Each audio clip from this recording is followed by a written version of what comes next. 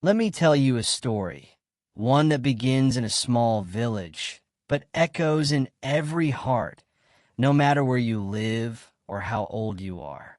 There once lived a man named Daniel. He wasn't rich. He wasn't famous, but he had something more precious than gold or fame. He had time. Every morning, Daniel would sit in the sun with a cup of tea and say, I've got all the time in the world. People admired him. He was calm. He never rushed. But what they didn't know was that Daniel was a time trader. You see, in this village, there was a strange little shop with no name. You couldn't find it unless you were truly looking. It was run by an old woman known only as Madame Vela. She sold something no other shop did. She sold minutes. Yes, minutes of your life. You could trade them for anything you wanted. Want to be stronger? Give up an hour. Want to be the fastest runner in the race? That'll cost you a day. Want to win the lottery? A month of your life gone. But people rarely noticed the cost because they thought they had so much time. Daniel, curious and young, went into the shop one day. I'd like to be smart, he said. Vela smiled. That's a popular one. I'll give you the knowledge of 10 books for just 1 hour of your life. Daniel agreed. He barely noticed the hour slip away. Over the years, Daniel came back again and again. He wanted to be popular, so he traded a day. He wanted a big house, so he traded a week. He wanted success, so he traded a year. And each time, Vela gave him what he asked for. His life looked perfect, but something was wrong. He started to feel tired. Not normal tired, soul tired.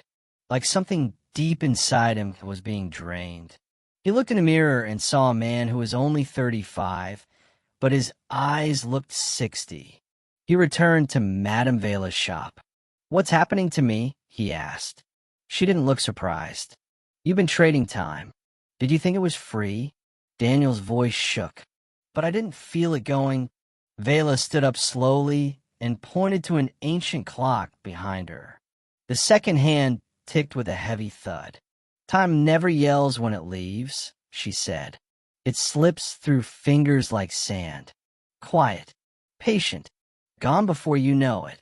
Daniel stared at the clock, and for the first time, he realized everything he had gained had come at the cost of his most valuable possession. He looked back at his life. The friendships he never made because he was busy chasing things, the sunsets he never watched, the meals he rushed through, the people he ignored. He'd spent his time like pocket change. Can I get it back? He whispered. Madame Vela looked at him kindly. No one could turn back the clock, but you can change how you use what you have left.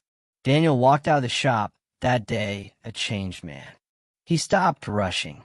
He began listening, really listening to children, to the wind, to the silence in his heart. He started teaching kids at the local school. He played the guitar under the stars. He visited his parents more often. He laughed more, cried more, hugged tighter.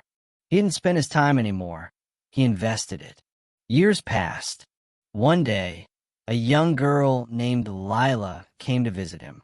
She had heard about the old man who used to be rich and famous and powerful, but now lived in a quiet cottage with birds and books and joy.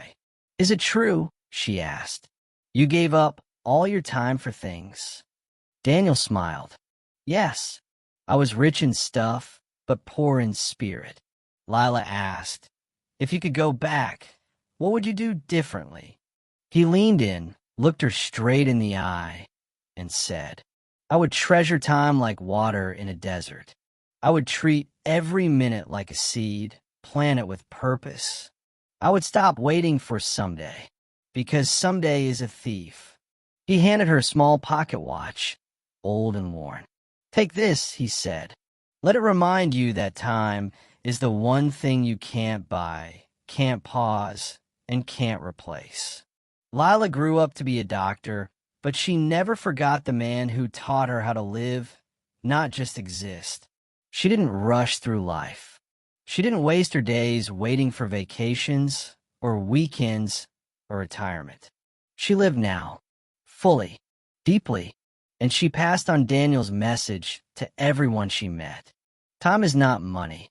It's life. Use it well. So wherever you are in life, young, old, or somewhere in between, remember this. You can lose money and make it back. You can lose things and replace them. But when you waste time, it doesn't shout. It doesn't knock. It just disappears. Don't trade your hours for nothing. Don't wait for the perfect moment. Live now. Love now. Build now. Because the clock is always ticking. And the greatest gift you'll ever have is this very second.